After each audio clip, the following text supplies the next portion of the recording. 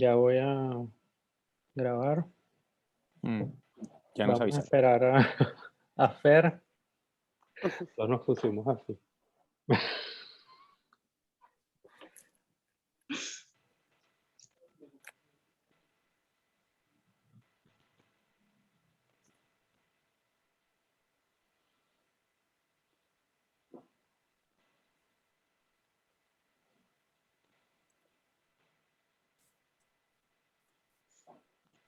¿Se está conectando?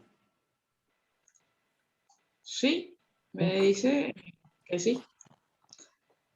Yo Bueno, creo que voy a tener que ir. ¿quieres ir o procedemos? Procedemos. Sí, bueno. Hola, buenas tardes. Bienvenidos los exponentes y los futuros participantes de la charla, sea escucha o sea por consultas. Estamos aquí para hablar sobre los roles paternos en el cine contemporáneo y vamos a empezar por Gabriela Durán Arnáuldez.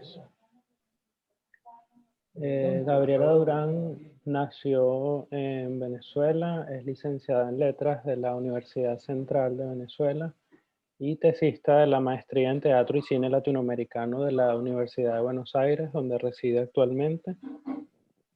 Escribe poesía y dramaturgia y dirigió teatro y promete que volverá a hacerlo, según ella misma dice. Y con mucha gracia, como sabemos la que hemos compartido con ella. Ella nos va a hablar sobre Mrs. Doubtfire o que también fue llamada Papá por Siempre. Bueno, adelante, somos todos oídos. Muchas gracias por la bienvenida, Eduardo. Hola, Bichu, la Juan Pablo. Bueno, yo estuve tentada a escoger otro título que de alguna manera sea más analizable desde el punto de vista crítico o teórico, pero estaría dejando de lado una película que de alguna manera marcó mi relación con el cine en la infancia. En Estados Unidos se estrenó en 1993, pero en febrero de 1994 se estrenó en Venezuela Papá por Siempre, el título con el que en Latinoamérica se conoció. Un domingo, luego de la semana de estreno, acudí junto a mi padre, mi madre y mi hermana menor a la sala de cine Mini Teatro del Este. Llegamos una hora antes o tal vez más, debido a que en esa época no había asientos numerados, tenías que hacer una larga fila y formarte para, bueno, obtener un buen puesto. Ante la magnificencia y sentimiento de profundidad que puede provocar una gran pantalla blanca brillando en un espacio a oscuras, estaba yo, una curiosa y vivaz niña que deseaba leer con la rapidez que exigen los subtítulos. Tenía 8 años y desde ese momento practiqué y practiqué para leer más rápido y poder entender mejor las próximas películas. Parece increíble, pero eso me ayudó a leer más rápido. Un curso de lectura eficaz con los subtítulos de cine. Luego de esta anécdota, yo me voy a centrar más en los aspectos actorales. En este caso de Robin Williams, quien interpreta a Daniel Hillard y a la señora Doubtfire. El primero, es decir, Daniel, es un padre amoroso y disparatado, que hizo lo imposible para estar con sus hijos, que a partir de su divorcio debe encontrar un trabajo fijo y vivienda en solo 3 meses para lograr compartir la tenencia de sus hijos. Después de que su ex esposa publica un aviso en búsqueda de niñera, Daniel construye el personaje de la señora Doubtfire y se convierte en la niñera de ellos. La apariencia de la señora Doubtfire está inspirada en una mujer inglesa de los años 40.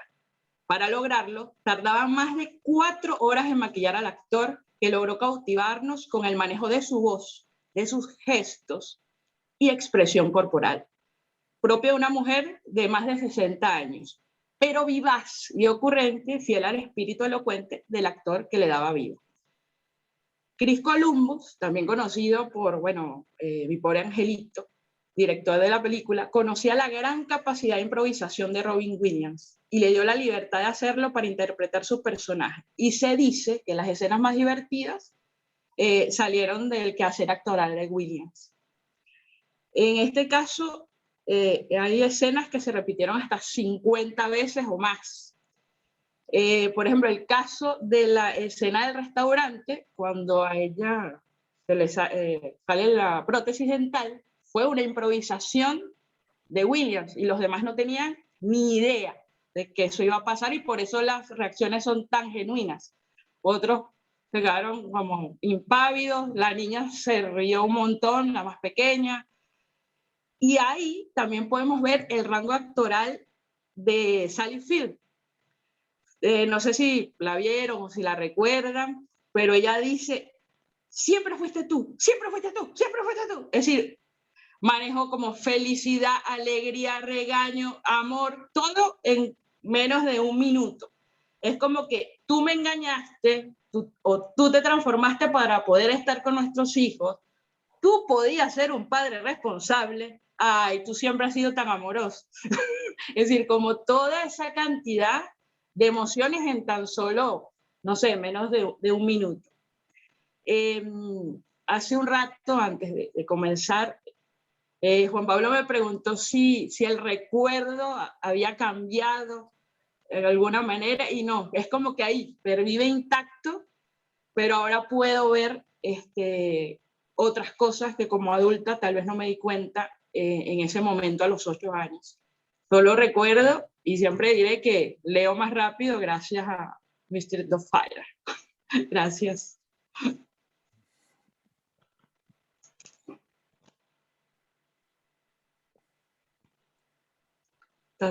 Silencio. Sí, ahí no. La vergüenza de que además estaba intentando recuperar el audio y no me permite el mouse.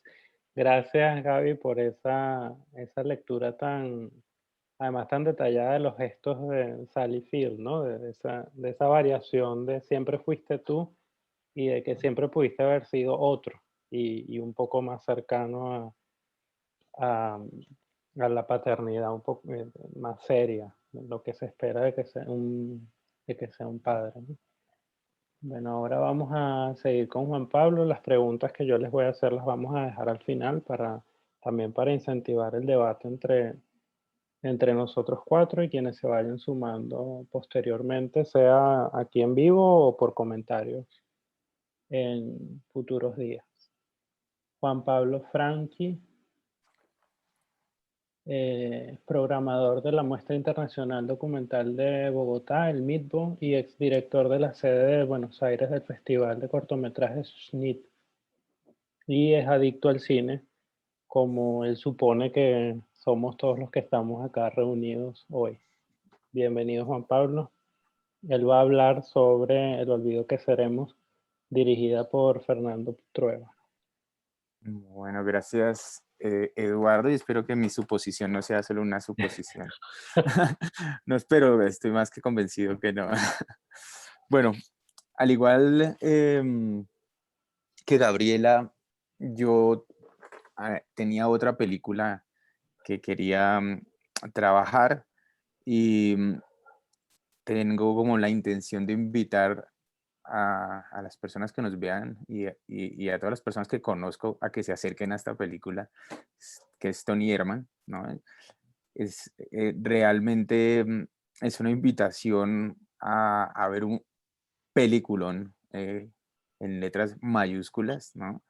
Que siento que presenta de manera magistral una relación entre un padre y una hija que se ve fracturada en un entorno de un capitalismo salvaje, donde el trabajo y las demandas de éxito como que hacen más complicadas aún como la construcción y mantener ciertos vínculos. Así que, como diría un amigo mío, este es el final de mis anuncios parroquiales, de mis invitaciones, y ahora sí voy a entrar a lo que me compete en esta charla, que es el olvido que seremos.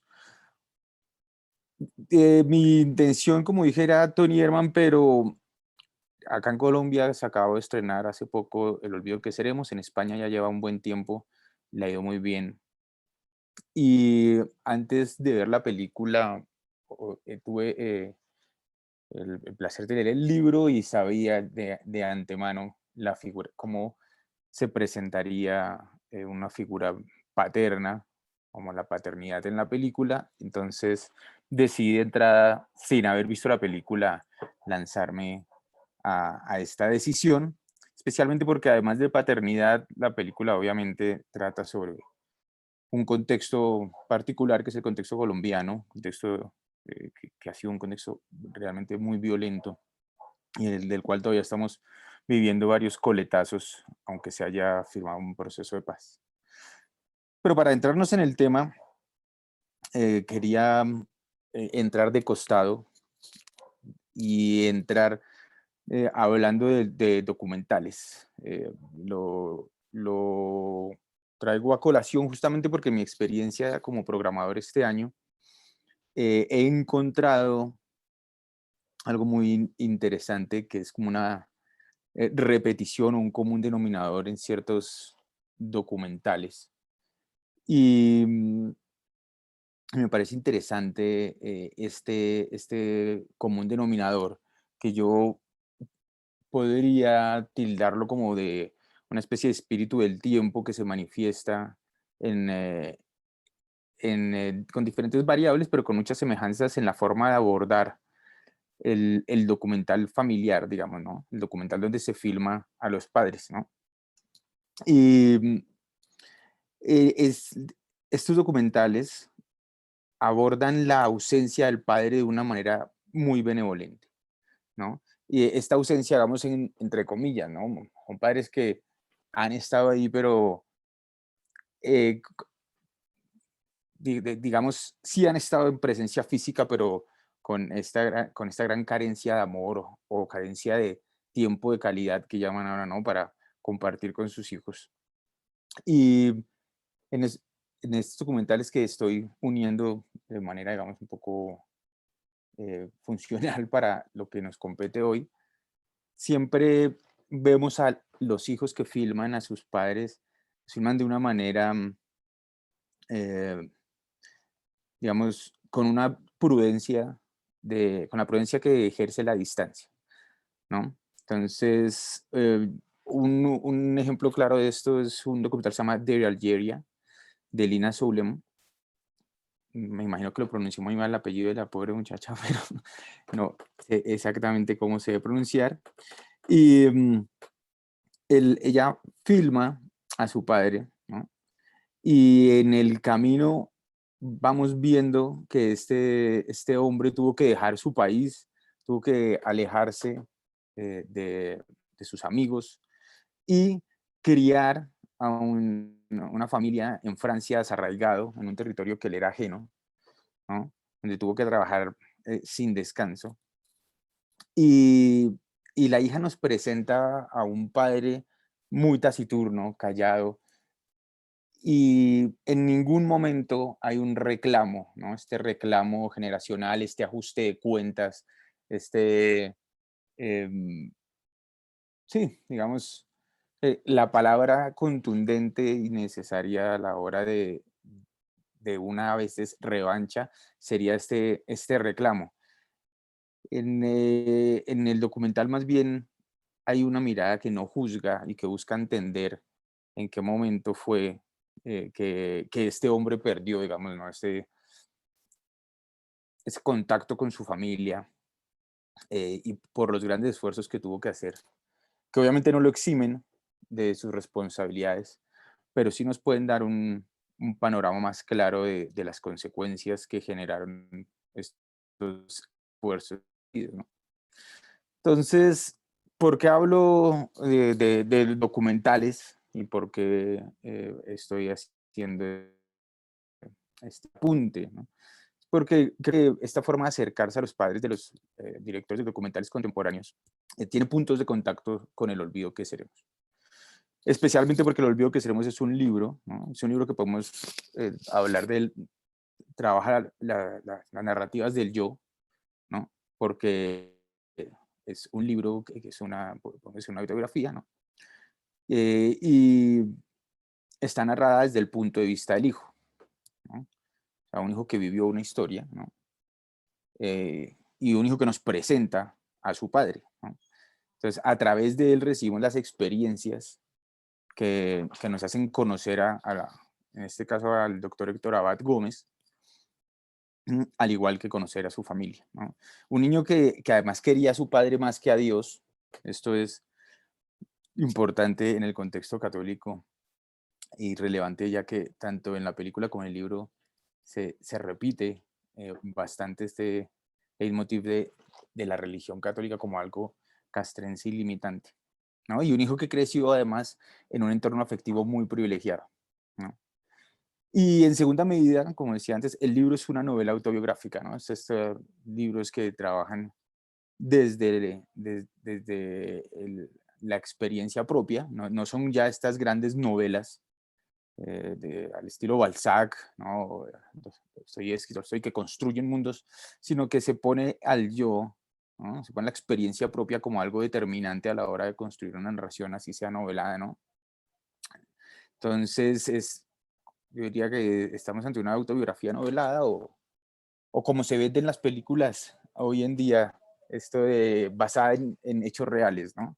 Que muchas veces funciona muy bien para atraer a un público que necesita encontrar en lo que ve un asidero de realidad para muchas veces asimilar de una forma más agresiva capaz el drama, ¿no? Porque es algo que te pudo haber pasado a ti, ¿no? Entonces, estamos frente a un escritor, ¿no? Héctor Abad Paciolín, quien escribe el libro, que al igual que Kafka o Martín Amis, se atreve a hacer pública y a revisar cuidadosamente, ¿no? La relación que tuvo con su padre.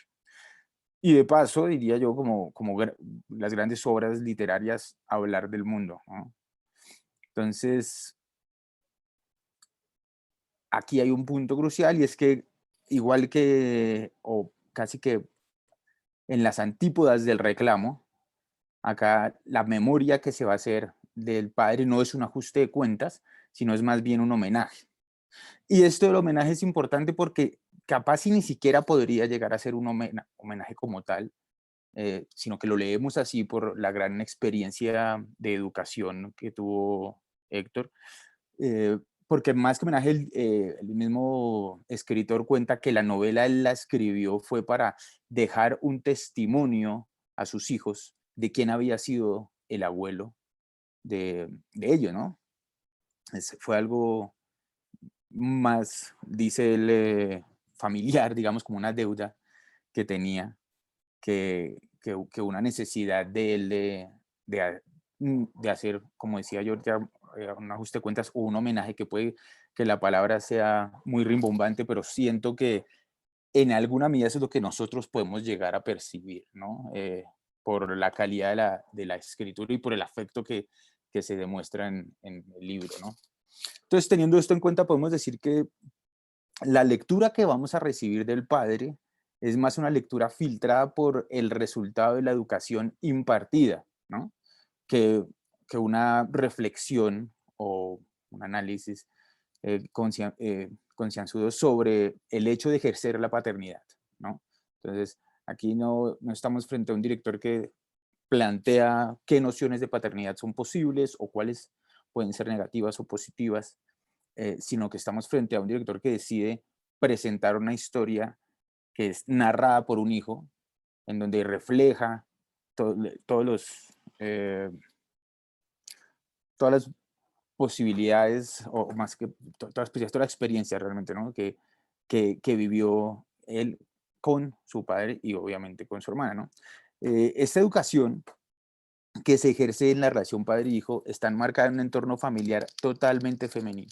Y esto es muy relevante y más que relevante, yo diría que fundamental, eh, ya que es importante, de hecho, recordar que la primera frase del libro es: en la casa vivían 10 mujeres, un niño y un señor, ¿no? Y para los que estudiaron literatura y los amantes de los libros, sabemos lo la contundencia, la necesidad, el esfuerzo que demanda una primera frase para comenzar un libro, ¿no? O sea, es algo que ya tiene que enganchar y tiene que marcar y tiene que abrir un espacio de lectura y definir una cantidad de cosas.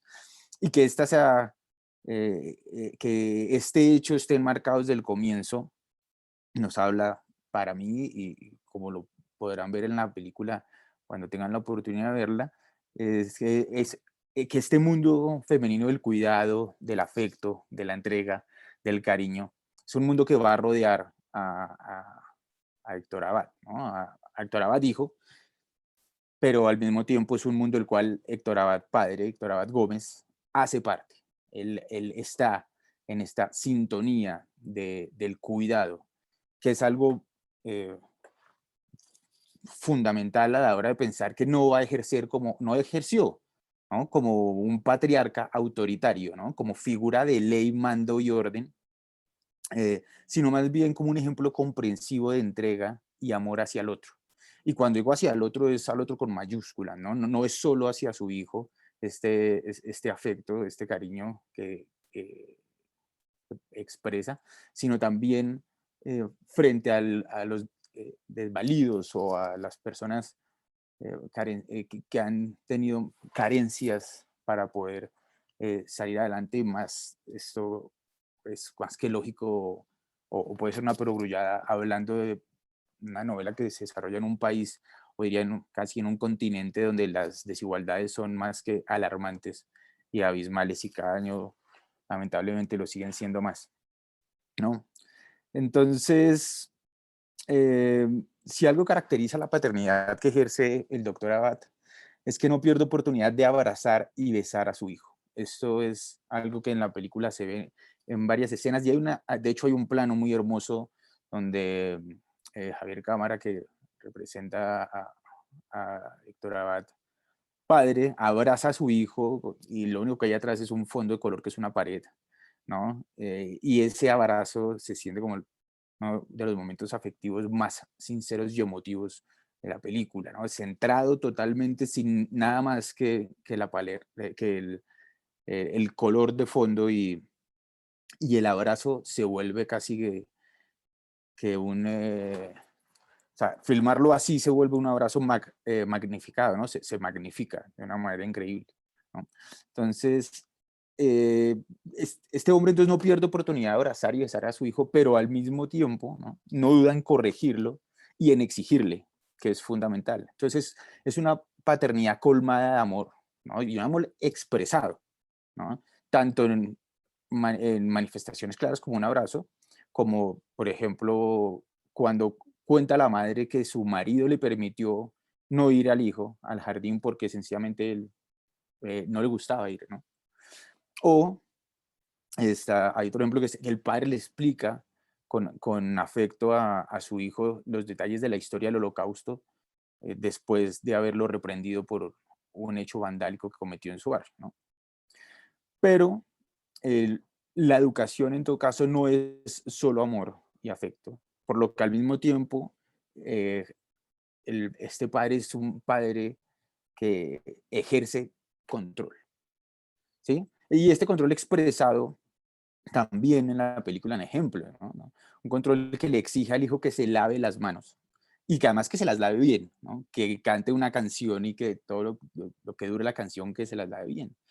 O cuando el hijo va a salir a montar la bicicleta, ahí está la hermana y la monja peleando, digamos, para que este muchacho no salga, que se ponga el casco, y el muchacho rebelde no quiere, y el padre sale y dice, tienes que usar el casco, ¿no? Es como algo que no puedes obviarlo sencillamente por ser rebelde. O en el caso de nuevo de los judíos, cuando él va y rompe un vidrio con un amigo, el padre va, lo lleva y lo hace pedir disculpas, y lo hace pedir disculpas además de manera fuerte, ¿no? Como le falta decir míralo a la cara y pide disculpas sinceras, pero en todo caso ese control y esa corrección está constante, ¿no?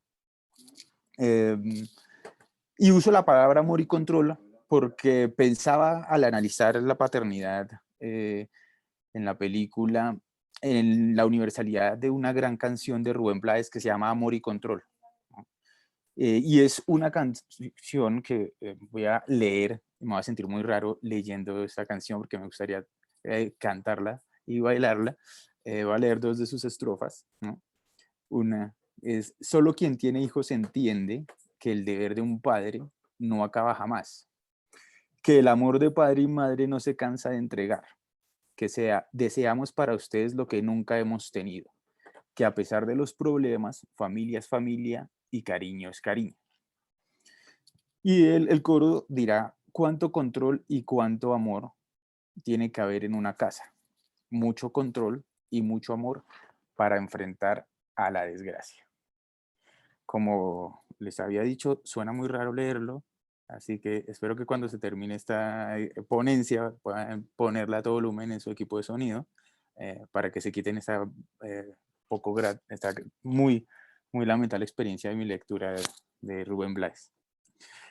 Y volviendo al tema, es precisamente esta dupla, ¿no? De amor y control, ¿no? Este movimiento el que se manifiesta constantemente en la paternidad que nos presenta la película y que ejerce el doctor Héctor Abad Gómez. No pueden ir separados, son dos caras de la misma moneda, porque solamente con besos y abrazos y mimos es muy fácil que se eche a perder un hijo, y obviamente con exigencias inhumanas y castigos constantes, la posibilidad de construir lazos duraderos o de conectar con otro, pues resulta mucho más complicado. Hay un novelista que se llama Frederick Baedeker, que señala muy bien en su libro, una novela francesa, esto, y declara o escribe en su novela que es difícil reponerse de una infancia infeliz, pero puede resultar imposible reponerse de una infancia protegida.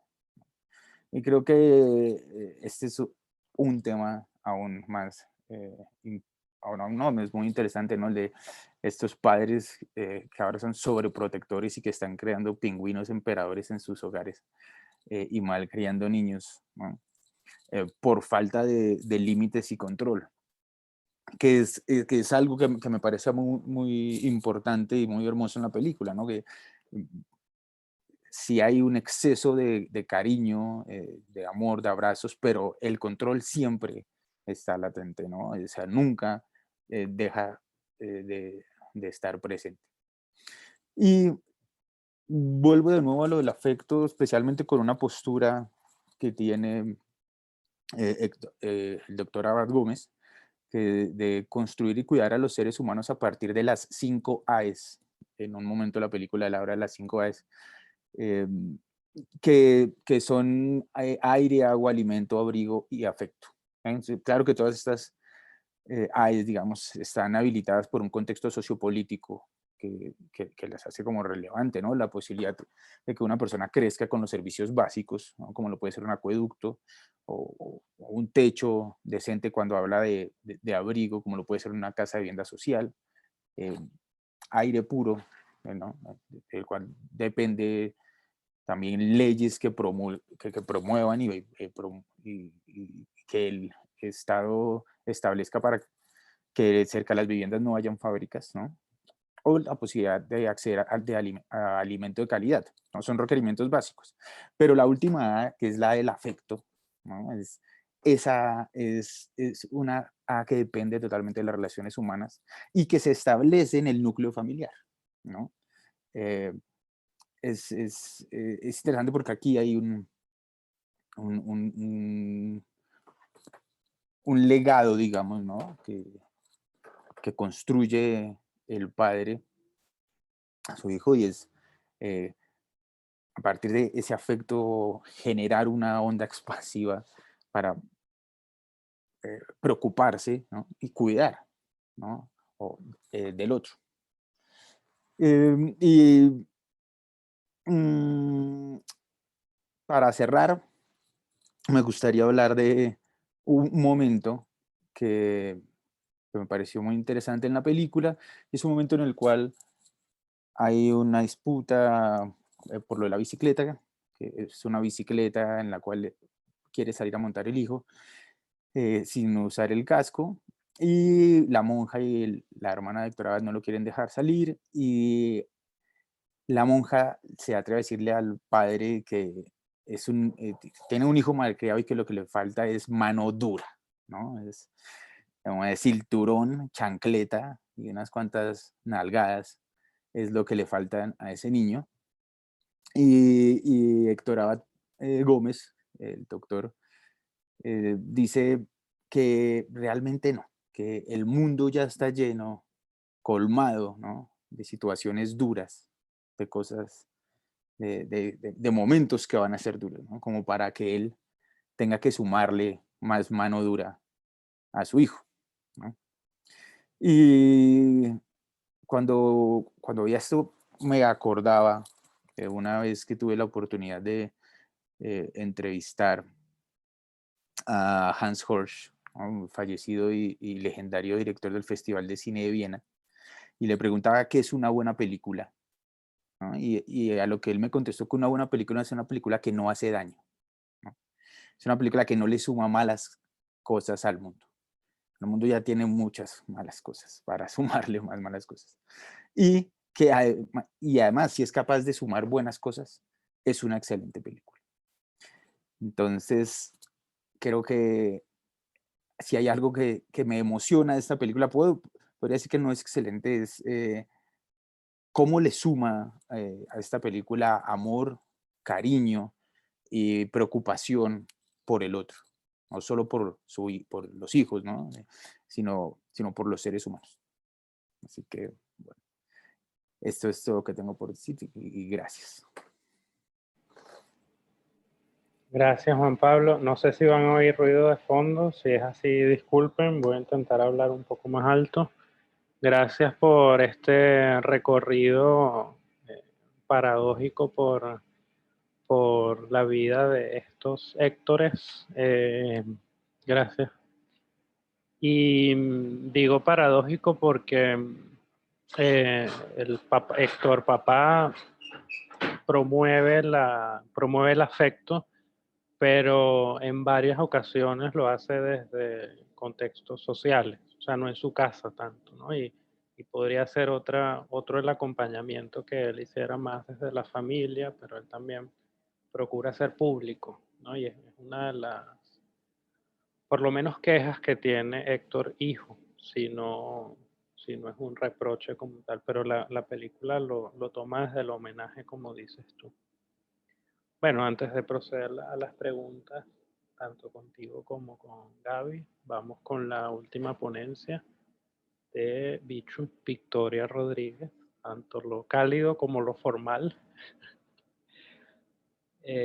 Victoria es nacida en Caracas, Venezuela.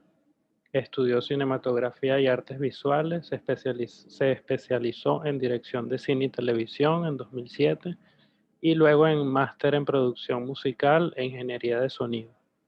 Ha trabajado en varios cortos, videoclips y documentales como guionista, director y sonidista, entre ellos Ella va y La Luz. Actualmente trabaja como productora de contenidos en Doméstica en España.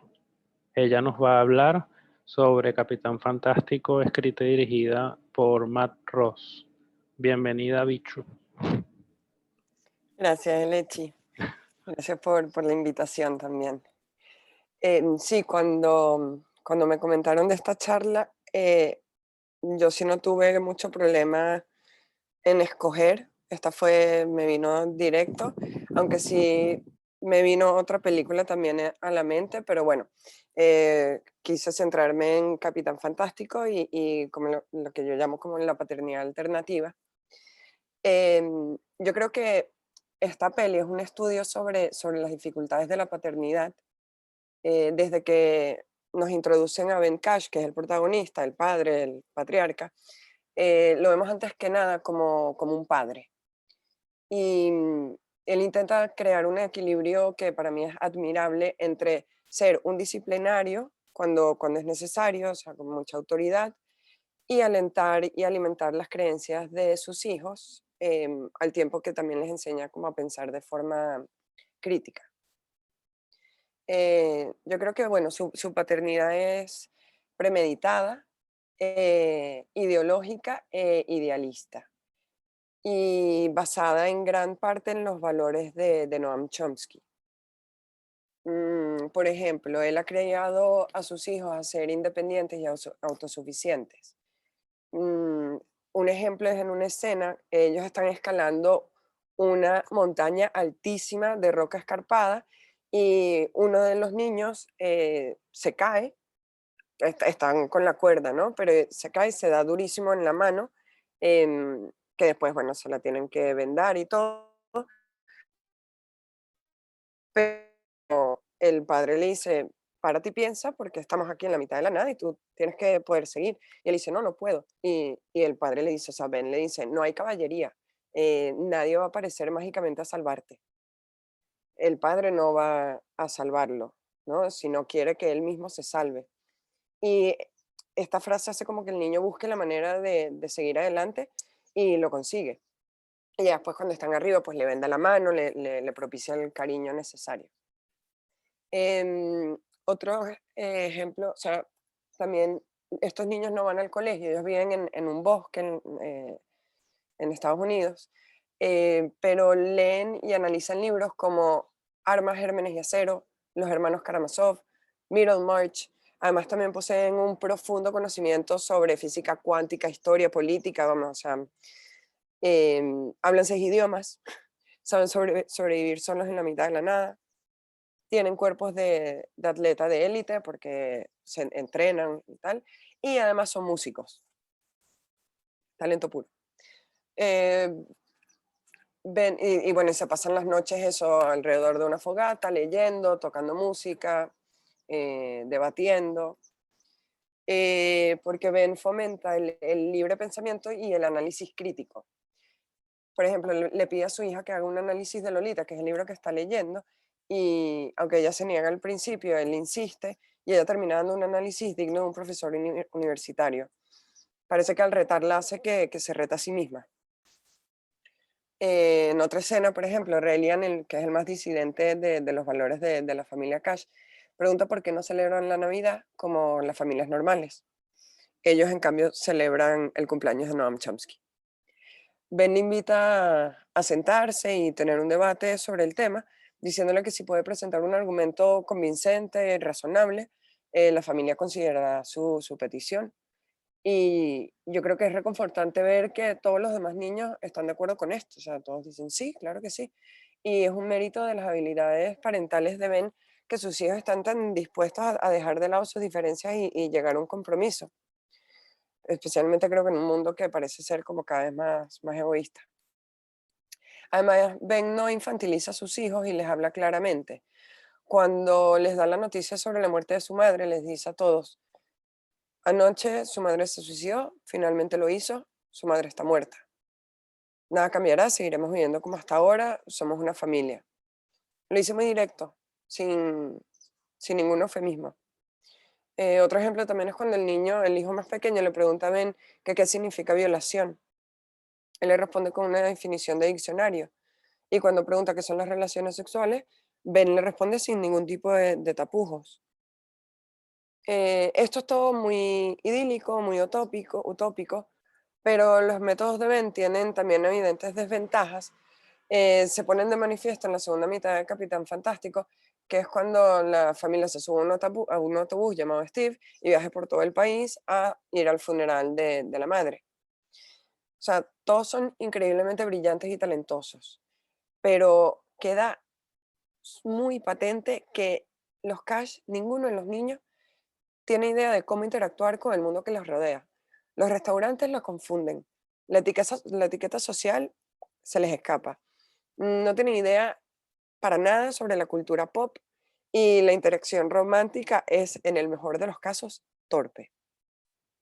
En un momento, Bodeman, que es el mayor, que ya tiene 17 años, proclama airadamente a su padre, soy un bicho raro, somos bichos raros por tu culpa. A menos que salga de un maldito libro, no sé nada.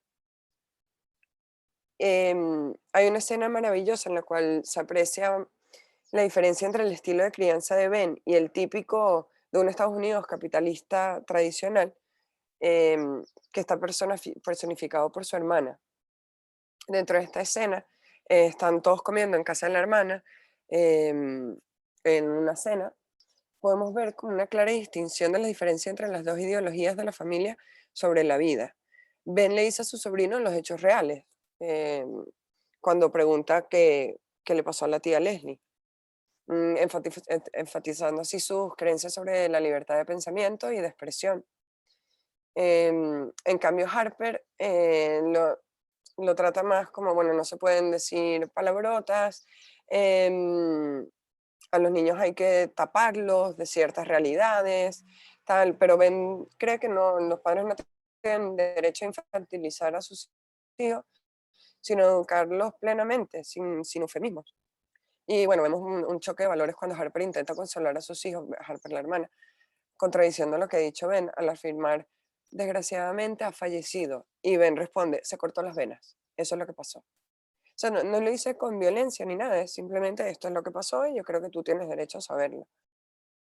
Es un adolescente, tampoco es un niño de 2 años, pero que creo que él con un niño de 2 años sería igual.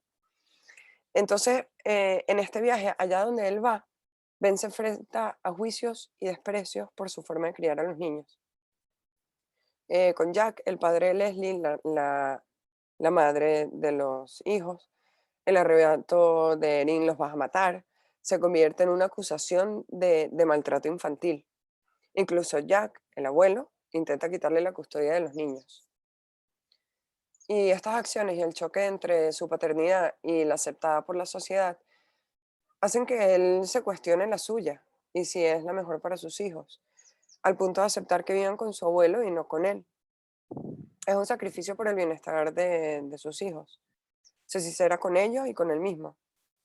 Cuando el menor le pregunta por qué no podemos vivir contigo, Ben le responde, porque si lo hacen, les arruinaré la vida. Pero los niños independientes y libres de pensamiento no aceptan esta situación y la revierten. Y bueno, al final, Ben concibe un nuevo comienzo para su familia, una síntesis entre sus ideales y los de la sociedad moderna, que termina aportando paz y resolución a la vida de esta familia. Porque, como dicen Ben y Leslie, nos definen nuestras acciones, no nuestras palabras. Gracias. Bueno, gracias, Bichu. Muy, muy claros. Los tres estuvieron como muy dirigidos hacia lo que querían decir. Y tú en particular como que resumiste toda la película en brevemente, porque fuiste muy puntual. Eh, Efectivamente, bueno, la película es bastante, por un lado es liberadora y por otro lado te vas dando cuenta de que esto no es posible, ¿no? O sea, no es posible lo primero sin lo segundo, como dices tú. Tiene que haber como un vínculo con la realidad y que además eh, me lleva también al olvido que seremos, que al olvido que seremos el papá es más social, ¿no? Bueno, para darle la introducción a la sección de preguntas, pueden desmutearse todos si quieren, si no cuando quieran y yo les pregunto, como prefieran. Libertad ante todo. Em, la introducción era como, bueno, pensar en por qué estos son paternidades y no padres. Que esa fue una aclaratoria que hizo Juan Pablo cuando yo le planteé que él participara en la charla, ¿no? ¿Cuál es la diferencia entre un padre y una paternidad? Y que eso tampoco, sabemos que no lo va a resolver un diccionario, que es un buen ejemplo de lo que pasa en Capitán Fantástico, no todo lo resuelve un diccionario. Porque además el diccionario nos dice cualidad de padre. Es como, bueno, el que aportó su espermatozoide, que eso es una cualidad de padre, o porque fue ausente en toda su vida, no es padre, ¿no? ¿Cómo resolvemos todo eso? Entonces yo me fui a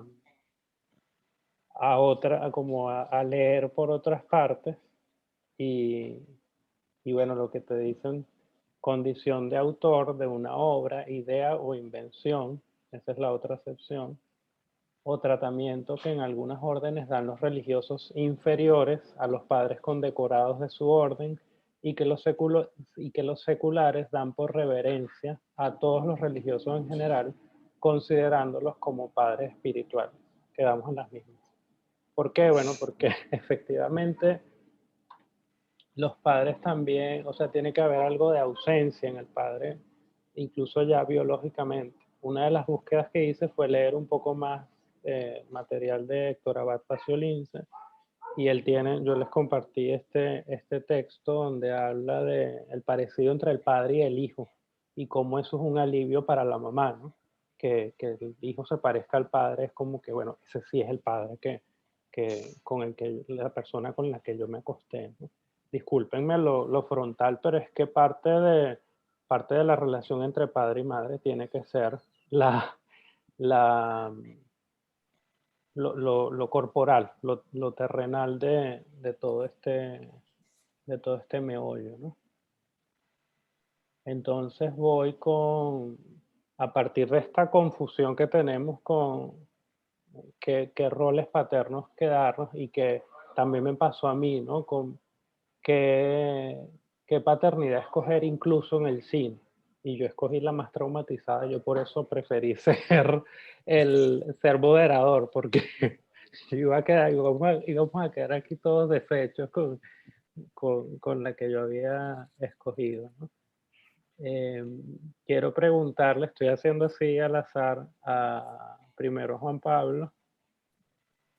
Cuéntanos de tus primeros encuentros con la novela de Faciolince, porque tú nos hiciste, bueno, directamente a mí me hiciste como una aclaratoria de que para ti, después de 100 años de soledad, la novela de Faciolince era era como el segundo parangón, y eso me llamó mucho la atención, ¿no? Entonces, cuéntanos un poco más de esos encuentros con la novela. Bueno, sí, yo creo que de hecho mi encuentro con la novela me hizo ser más receptivo y benévolo a la hora de juzgar la película. Yo estaba buscando ciertas cosas que encontré. Y lo curioso es que, bueno, yo viví 11 años en Argentina y estuve muy alejado como del contexto eh, artístico local, ¿no? Es decir, como que hay ciertas manifestaciones de consumo cultural local en las cuales me vi envuelto, como bandas de Argentina o escritores argentinos que empecé a leer mucho más. Y no tenía muy presente el impacto que generó ese libro en Colombia, ¿no? Yo creo que van como 20, no sé, ya 30 o más ediciones. Ya hay edición, pues ya hay una película, de hecho hay un documental realizado por la nieta de Héctor Abad, hay un libro novelado, hay un libro de novela gráfica, y de hecho ahorita es un libro que se lee en los colegios. Y curiosamente yo, cuando volví, un amigo mayor está cumpliendo años y le compré el libro que lo vendían en la calle para regalárselo. Me dijo, no, yo ya leí ese libro lo ha leído todo el mundo. Y yo no, realmente no lo tenía muy presente. De hecho, tengo un muy mal recuerdo de una novela de Faciolince que leí apenas salió, que se llama Basura, que ahora me gustaría volverla a leer porque en ese momento la despaché en la mitad del libro.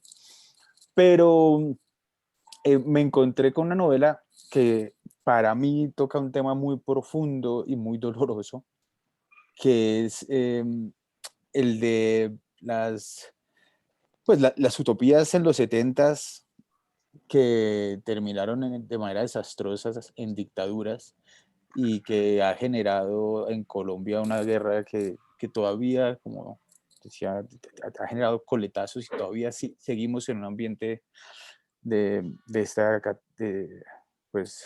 complicado, ¿no?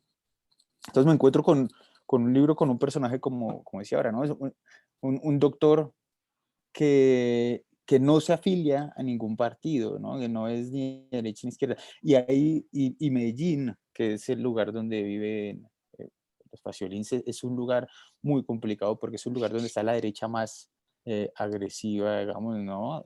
Y al mismo tiempo que Es curioso este movimiento pendular o esta oposición entre fuerzas. Hay un gran movimiento y tradición de izquierdas, ¿no? Es como que se potencian las fuerzas entre los opuestos. Entonces, mi relación con el libro fue profundamente emotiva porque es de los pocos libros con los que he llorado en el momento, digamos, en el clímax dramático, porque hay una profunda tristeza de parte mía frente a todas estas opciones sociales que fueron aniquiladas, ¿no? Eh, eh, Siempre pienso como en Salvador Allende y en unas posiciones que eran moderadas en cierta medida, ¿no? O especial. Creo que el libro me toca profundamente porque yo no me afilio tampoco ni a la derecha ni a la izquierda, ¿no? Y eh, puedo coger cosas de ambos lados.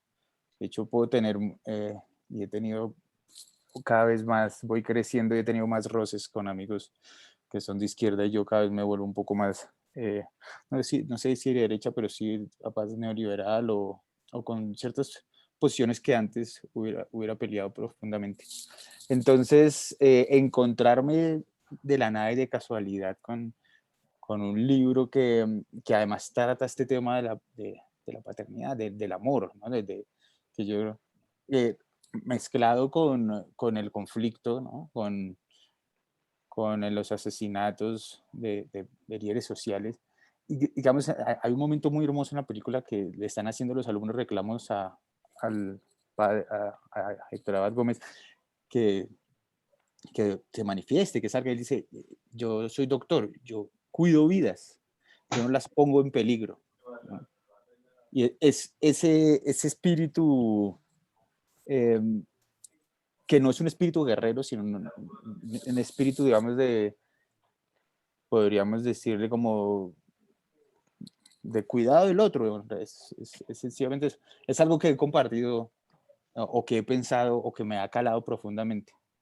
Entonces, yo podría seguir contando anécdotas personales Sí, de es la una novela. pregunta amplia como para darte chance a que hables un poco más de eso y además se siente en la película tú hablas de cuidado del otro, a mí me viene también la palabra sensatez, ¿no? Que es una palabra que vinculo mucho conmigo, no porque sea sensato, sino porque quisiera ser más sensato. Pero voy a la pregunta que le hacen, creo que cuando él lo están entrevistando, que se va a lanzar a algún partido político, no preciso muy, y él responde a partir de cada parte del cuerpo, ¿no? Y él dice, bueno, a Sí, la derecha tengo, me parece una respuesta como tan clara de cómo uno total. debe razonar, ¿no? Y de cómo uno debe sentir también. Porque además menciona acá una anatomía de la política, también me parece Sí, sí, sí, sí, sí. muy precioso ese momento. Bueno, voy a ir turnando como para que cada uno se active, ¿no? Entonces ahora vamos La tóbola. con Gaby.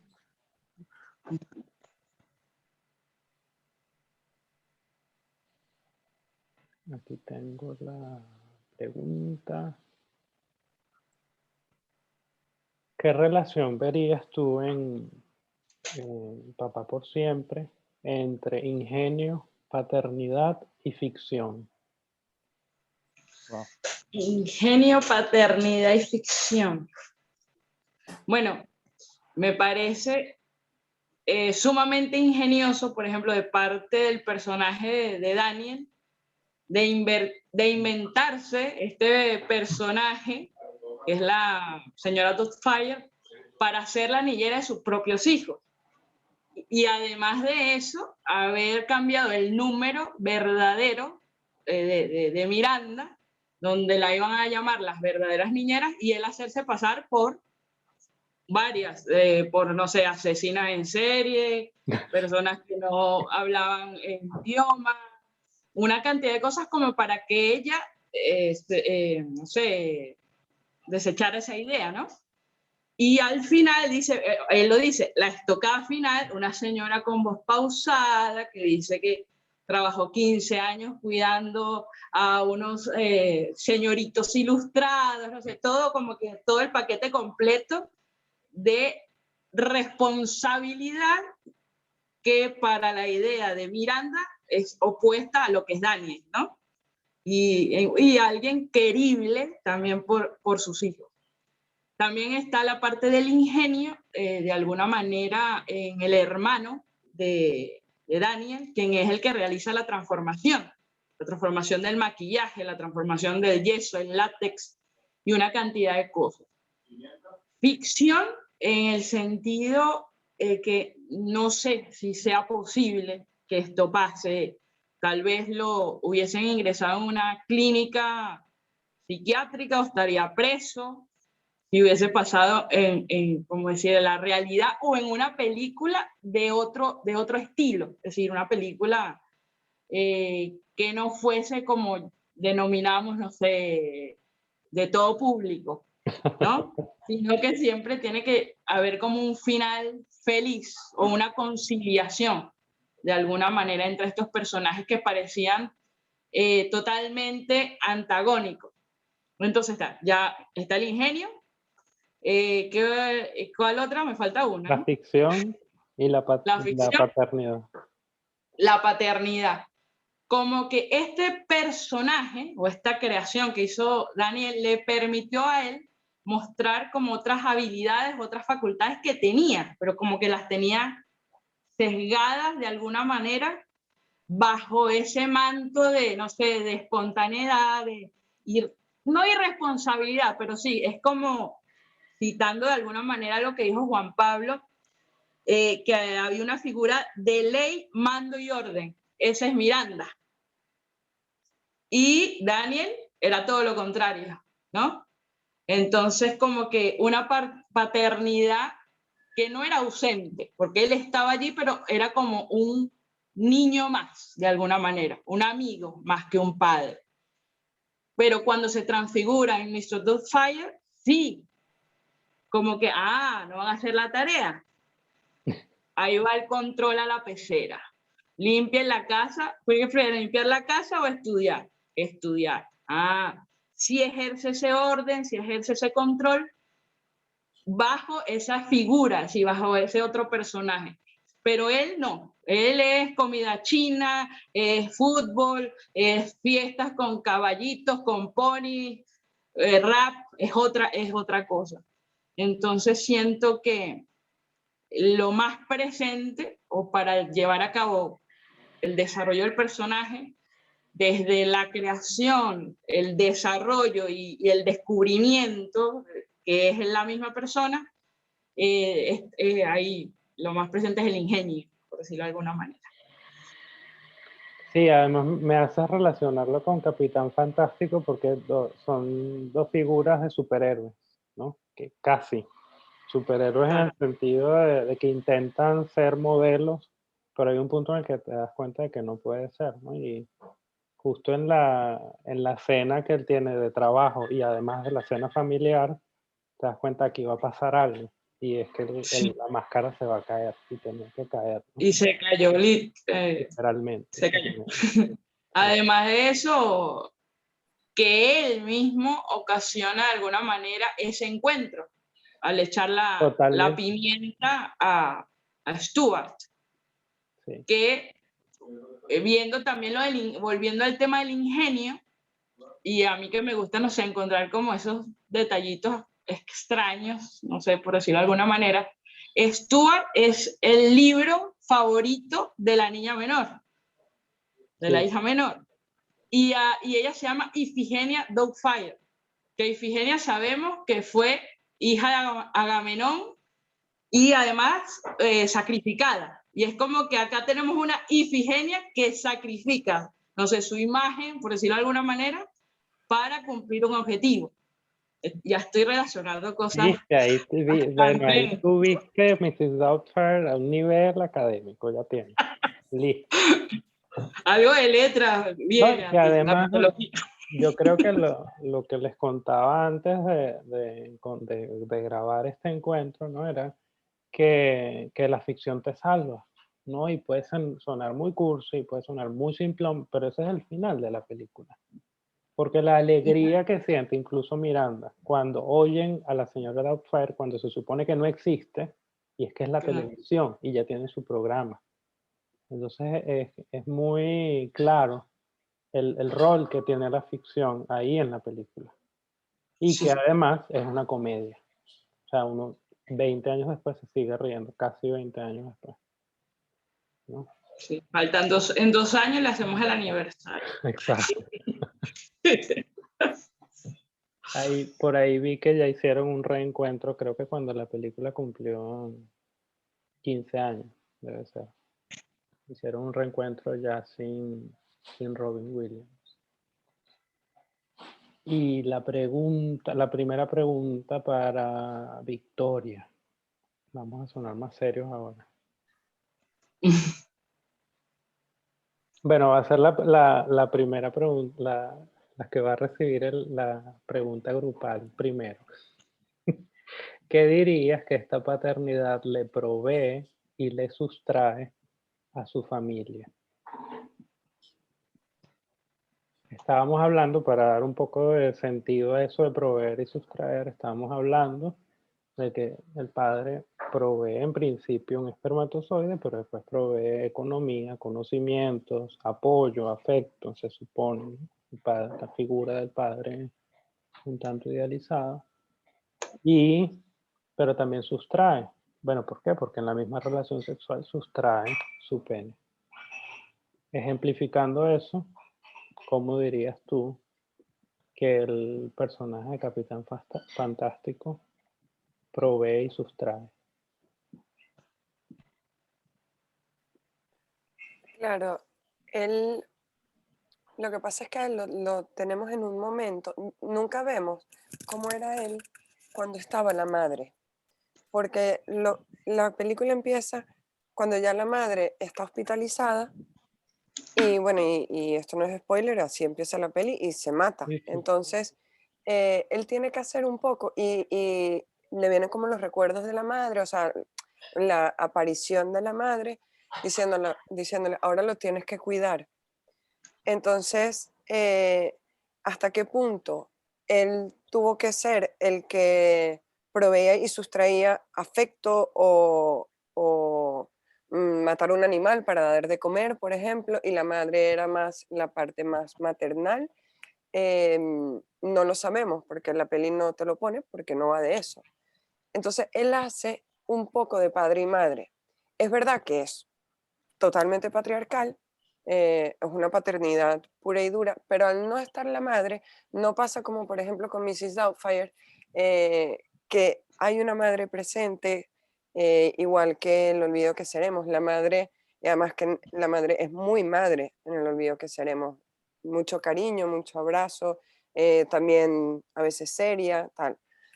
Entonces, él tiene que dar quizás más de lo que tendría que dar si estuviese con su mujer. Y, a ver, el que aporta, a ver, les enseña cómo matar animales para que puedan comer. Les da todo, les da techo, cobijo, les da las 5 As totalmente, porque muchas veces le da afecto, o sea, es verdad que a veces es autoritario, que es curioso porque esta peli se supone que él es antiautoritario, pero yo creo que es un antiautoritario para con el gobierno, el sistema, no enfocado en la paternidad, ¿no? Porque él es el padre y me hacen caso. No es una paternidad libre, ¿no? De esto de que nunca regaño, de que es un amor libre, que no sé qué, que el niño puede hacer lo que quiera, que no hay castigo, eso no es así. Em, entonces, claro, creo que lo que sustrae él, y me voy a repetir, y lo siento, es la parte social.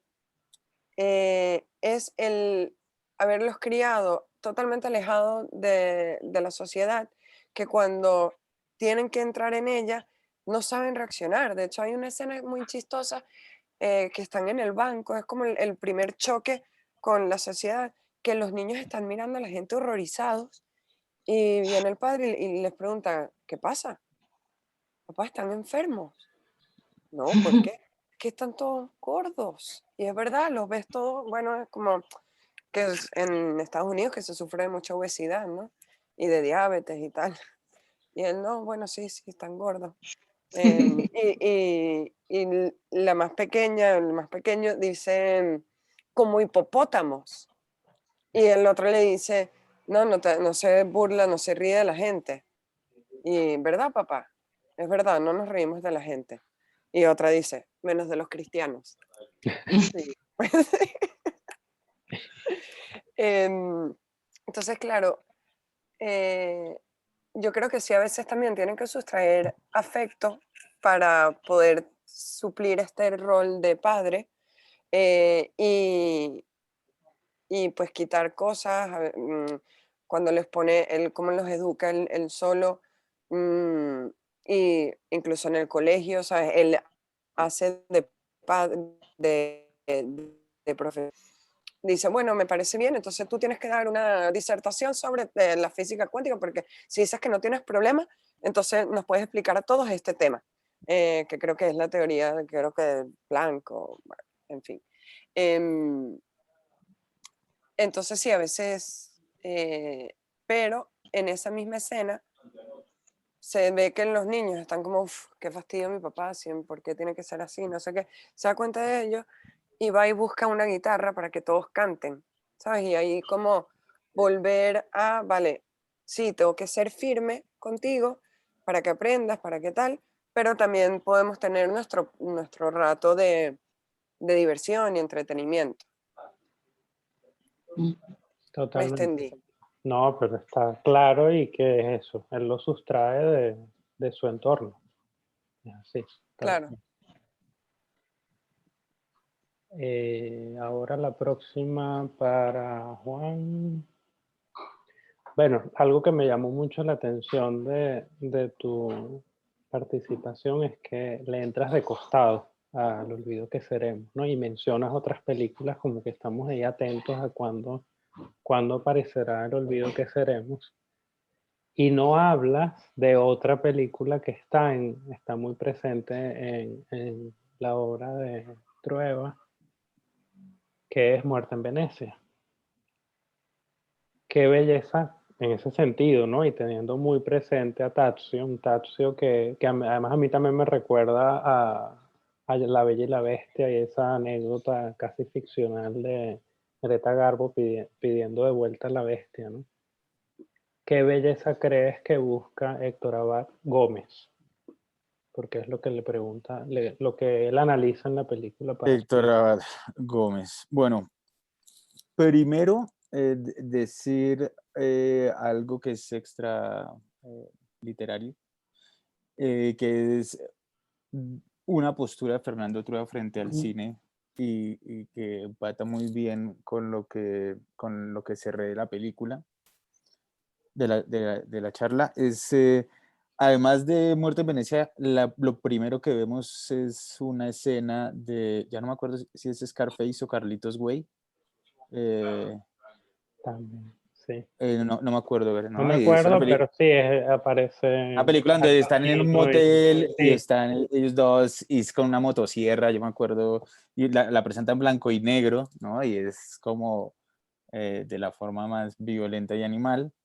Y Trueba, si hay un director que no le gusta a Trueba es Brian De Palma, ¿no? Es como lo odia, así como creo que si todos somos cinéfilos sabemos que Trueba ama profundamente a Billy Wilder, quien es su dios. Eh, y es curioso que empiece la película así porque empieza muy violento, ¿no? O sea, presentando una escena de violencia y dicen, una de las frases que dice el hijo ahí, ¿no? De Héctor Abad Pastorense es que le pregunta que si le gustó la película y dice, no sé, los latinos muy violentos, ¿por qué tanta violencia, no? Esa de entrada es como, fuerte.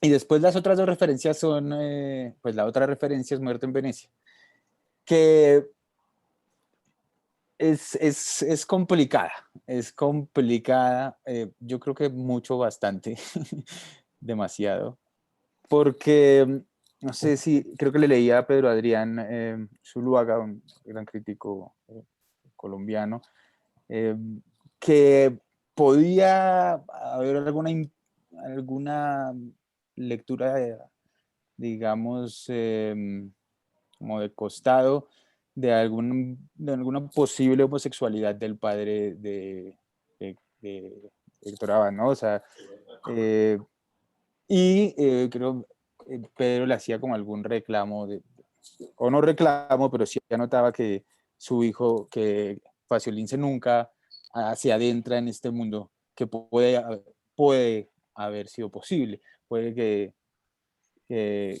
hubiera algo, ¿no? La forma, además es Muerte en Venecia, ¿no? O sea, estamos hablando de una película eh, que es complicada. Pues ponerla dos veces como referencia dentro de... Eso sí, ok. Ahí te interrumpo porque, claro, entiendo eso, pero también la alusión es a la belleza, ¿no? Sí, Y sí, sí, como pasa en Muerte en Venecia, bueno, o sea, hay como un homoerotismo ahí, pero no se consume. O sea, ponerse, sí, en El olvido que seremos hay varios escamoteos ahí de algo homosexual. Marica le dice el amigo, el vecinito a Héctor Abad niño, sí, pero es una posibilidad también. claro, no, no, no, total. O sea, yo veo... Ahí es donde yo me pongo fastidioso con los críticos, porque bueno, ya escapa, eso está en la película y es belleza, hablan de la belleza ahí, ¿no? Sí, no, de hecho Pedro Adrián hablaba era del libro, ¿no? Ok. Y bueno, en todo caso están obviamente profundamente vinculados. Pero bueno, para ir puntualmente, realmente a contestar esa pregunta, ¿cuál es porque la respuesta es la belleza, ¿no? Yo creo que si hay algo que también está presente en la película es la sensibilidad frente al mundo del padre, ¿no? Que cuando lo echan es expulsado de la universidad, se dedica a cultivar rosas. Y ahí está esta escena que dice que es un pequeño chiste que dice que yo no me acuerdo frente a quién, que él no se arrodillaría frente a Sí, nadie y está justamente se la dice al hijo precisamente. arrodillado frente a las rosas, cuidándolas, ¿sí? O sea, eh, sí hay, yo creo que esta belleza también, pues está ligada con este aspecto del cuidado, ¿no? Del- pues pensando en Tazio como en las buenas formas, diría, no sé si suena muy fuerte, como, pero, pero sí, para mí, no sé, lo bueno y lo bello podrían estar ligados, ¿no? Creo que el hecho de poner esa película amplifica, o poner al padre viendo esta película amplifica más su costado como tierno, espiritual, Y ocupado, grandilocuente claro. frente a la hermosura del mundo, ¿no? Es como, porque eso es otra cosa, ¿no? Estar en el otro costado de las personas que no se sobrecogen, que no se maravillan con una rosa, ¿no? Como que los permea la belleza del mundo, pueden ser mucho más propensos a, no sé, a volverse sicarios, digo, ¿no? O sea, no sé si es para extrapolar, ¿no? Digo, no. Sí, sí, no, y que sé que es un adjetivo muy fácil, pero invita a lo universal, ¿no? Y es la belleza, y eso es lo que sientes con Héctor Abad, papá, ¿no? Además que te descoloca porque sabes que la película es latinoamericana y aún así empieza en blanco y negro. Estamos viendo Al Pacino y no están en Colombia, están en Italia, En Italia, sí, sí, sí. ¿no? Entonces ese juego también con el blanco y negro, el color, porque el color es de la infancia, que ahí se puede caer como un lugar común, pero pero te descolocan los tiempos. Entonces, la infancia está fotografiada en color y las referencias temporales más cercanas están en blanco y negro. Ahí ya me estoy poniendo un poco técnico, pero es que me pareció una decisión Pero bien, no, bien compleja, interesante para hablar, ¿no?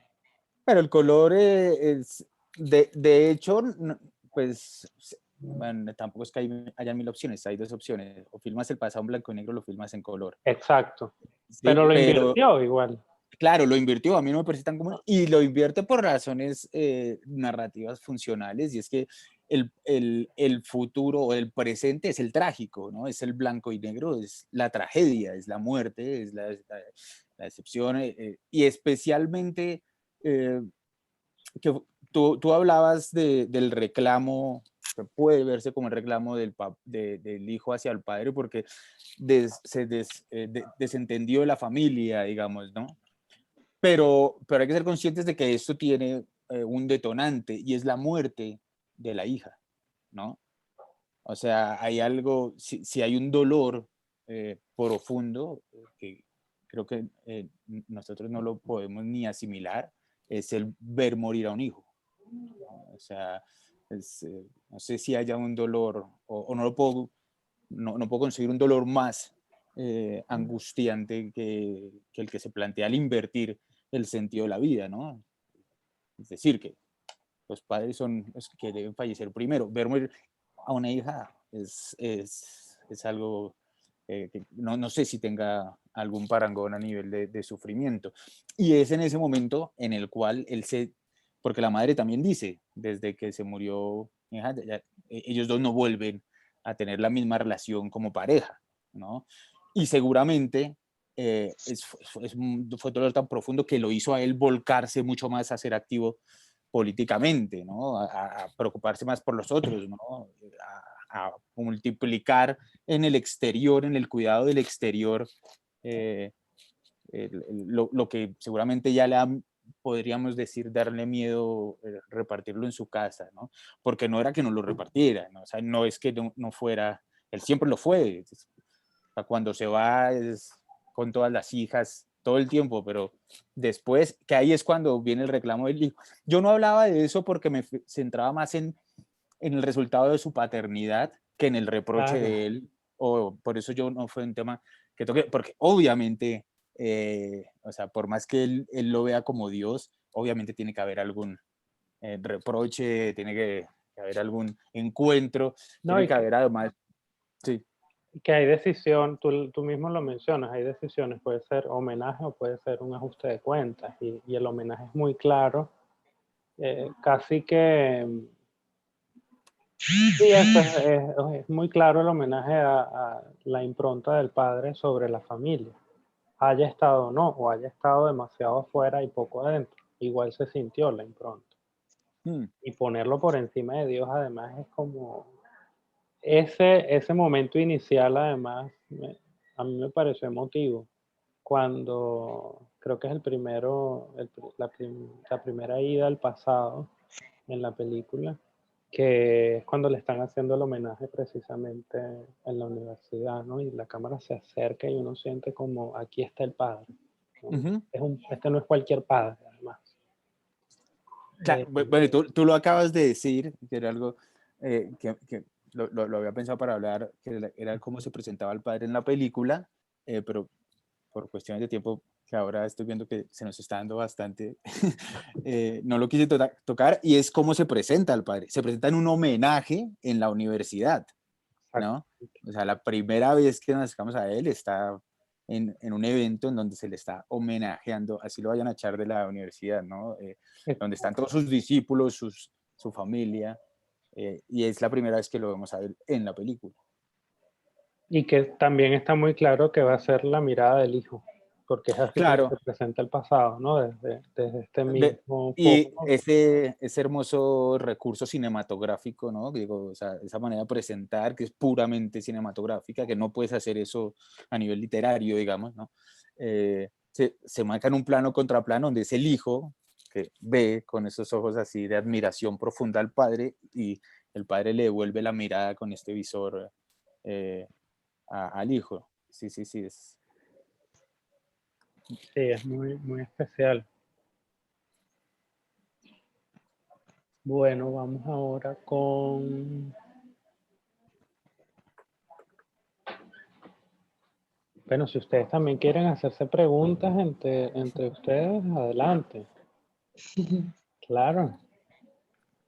Yo solo quiero preguntar, ¿les gusta o entienden eso? Papá por siempre es un nombre que a mí me suena, o sea, para mí es un trauma, ni siquiera son traducciones, sino Claro. las libertades que toma España y Claro. Latinoamérica para escoger nombres que sean más llamativos, aunque obviamente atrae a mucho más, no sé, pero yo veo eso en un afiche y salgo corriendo, no entro a la película, ¿no? No sé qué opinan de ese nombre, porque claro, acá también se conoció así, no sé si en España tendría otro nombre, que en esa época se acostumbraba a tener diferentes nombres dependiendo Sí. del público en España, en Latinoamérica. Papá por siempre, y el póster ves como a una abuela abrazando a los niños. Y así como que te quedas como que, ajá. En España se llamó Señora Doubtfire. Bien, Bien. bien, eso, gracias. Sí. Menos mal que no era señora Dow Fuego, no sé. Duda del fuego. Sí, no sé cómo lo pronunciaran, pero Excelente, excelente. sí, es que Papá por siempre es terrible. Uy, Sí. suena seriado de mujercitas, no sé, cosa... Bueno, y por ejemplo, recuerdo Full House, que 3x3 en Venezuela. Sí, Sí. ¿qué tenía que ver? Ay, sí, eso es cierto. Bueno, y por eso también quería leer rápido o aprender inglés para ver si era cierto todo lo que decía. Ay, Bueno, qué locura. disculpa que te mande al frente, bicho. Ella me dice que tiene que irse en 10 minutos. Si Sí, quieren, se sí, pueden quedar Gaby y Juan, pero quiero hacer una última pregunta a ella. por favor. Sí, sí, sí. ¿Qué vínculo establecerías entre Capitán Fantástico y la paternidad? Bicho. ¿Qué vínculo establecería entre Capitán Fantástico y la paternidad? Ujú. O sobre el cine ¿En, en general. Yo quería enfocártelo un en poco qué más a Capitán. sentido? Sí, sí. Claro, a partir de cómo el concepto de cine te crió a ti, te enseñó a ti, ejemplificado en esta película, para que no fuese tan amplio. Mm, es que esta película, por eso, claro, lo digo que es paternidad alternativa porque no creo que ninguno de nosotros hemos sido criados así. Se aleja muchísimo de, de nuestra propia crianza. El director, de hecho, la escribió para, porque bueno, él sí se crió en comunas con su mamá, que estaba buscando una paternidad alternativa, pero sobre todo porque acá, o sea, tiene unos niños y es más un estudio de cómo quiero criarlos, o sea, es una decisión consciente. Yo siento que muchas veces los padres no se paran a pensar qué quiero enseñarle a mi niño, cómo quiero que crezca, con qué valores, lo hacen como automático. Por eso siento que esta es como una paternidad muy informada en Capitán Fantástico. Son decisiones muy conscientes. No creo que, sí, no sé, yo la siento bastante alejada a la mía. Em, Quizás la mía un poco más con el olvido que seremos, pero y también es alejada del cine, ¿no? Porque en verdad el cine es más Mrs. Doubtfire, lo que entendemos como cine, ¿no? No, esta es una peli alternativa y se nota, tiene más que ver como con Pequeña Miss Sunshine que Sí, con cualquiera de las otras pelis que estamos hablando ahora. Y bueno, a mí el cine me ha afectado, creo que a todos los que estamos aquí, ¿no? Nos ha moldeado, ha sido como otro padre más. Y yo creo que el cine en general, sobre todo mucho el de Hollywood, ha intentado hacer eso, ha intentado inculcar valores de una cierta manera, o sea, muy de Estados Unidos, pues claro, valores capitalistas, tradicionales, la familia nuclear, todo esto, y es una manera muy fácil y a la vez peligrosa de moldear nuestras mentes, el cine. Tienes lo audiovisual en general. Pero así como Capitán Fantástico, a ver, yo no tengo niños y no creo que los vaya a tener, pero si los tuviese, volvería a ver esta peli, porque siento que inculca unos valores muy importantes y que se están perdiendo.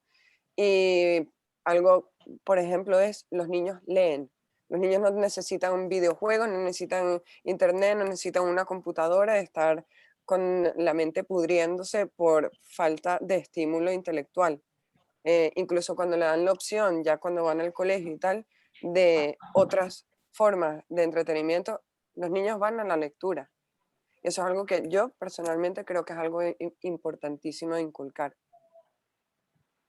Entonces sí, la revisitaría más adelante.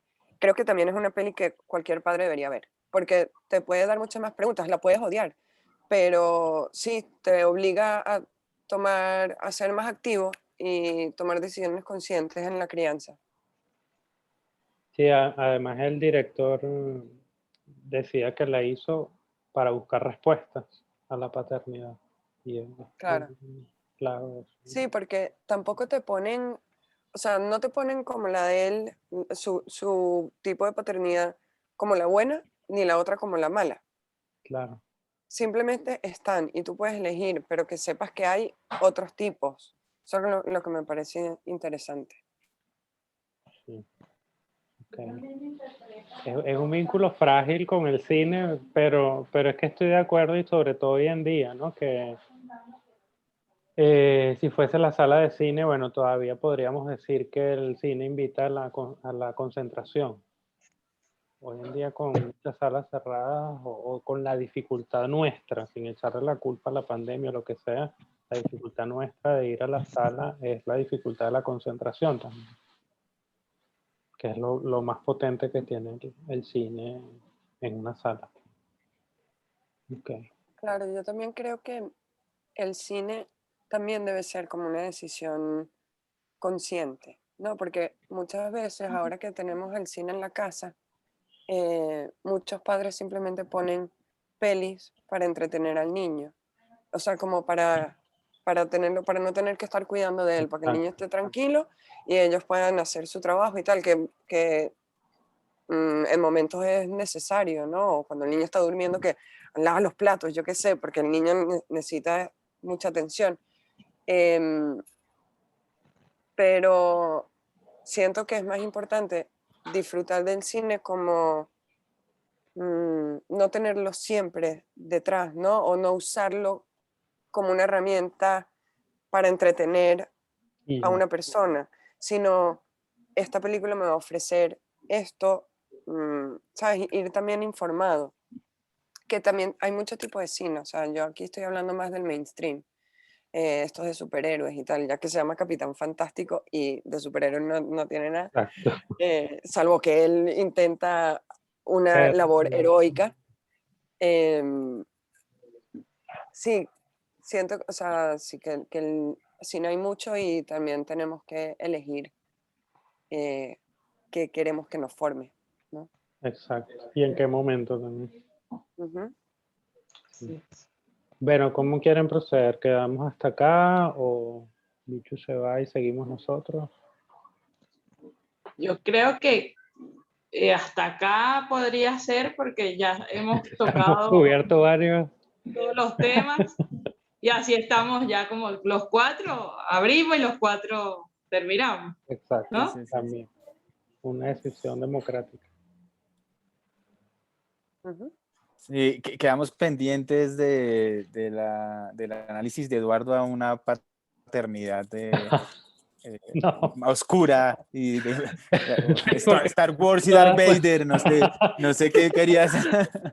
bueno, puedo pero, desvelar el pero agra- misterio, porque sí, fueron paternidades muy luminosas, que claro, como sí, la primera actividad era como preguntar cuál quisieras, cuál, o sea, cuál quisiera escoger cada uno. eh, Cuando estuve hace unos días repensándolos a ustedes y a las películas, sí, son paternidades, ejemplos a seguir hasta cierto punto, ¿no? O sea, uno mm, tampoco se va a vestir de mujer siempre para resolver problemas, ¿no? ¿Qué va a aplicar eso? sería Entonces, divertido, pero no. sería divertido, pero no siempre lo puede lograr. No sé, yo O no eres muy agradezco. buen actor y te sale horrible. Bueno, No, nada, agradezco particularmente como la elección de cada una de las películas. Me dieron ganas de volver a ver Capitán Fantástico, que tengo un muy buen recuerdo, y Mr. Fire también tengo, cada vez que hablaban de alguna escena me acordaba de cosas que digo, chévere volver a darles un ojito a estas dos películas. además la ves en perspectiva y caes en cuenta de que James Bond recibe un golpe de una fruta por William, así que Por Claro, un cualquier limón. cosa, por un limón. esto, Y una abuela le hace la maniobra a Hemnitz en el Exacto, restaurante. exacto, un Pierce Brosnan muy, muy atractivo además, muy joven. Bueno, bueno, quedamos hasta aquí. En serio, muchas gracias por animarse a participar. Yo les voy a compartir también la grabación. La voy a subir en YouTube y quedamos para una próxima ocasión. Si quieren despedirse, Muchas gracias. bueno, Solo gracias. Gracias. gracias a Sí, sí, ustedes. gracias a Eduardo por la invitación y a ustedes por volver a ver esas películas y generar de nuevo las ganas de revisarlas. Gracias. Ahí está. chao. Chao. Chao.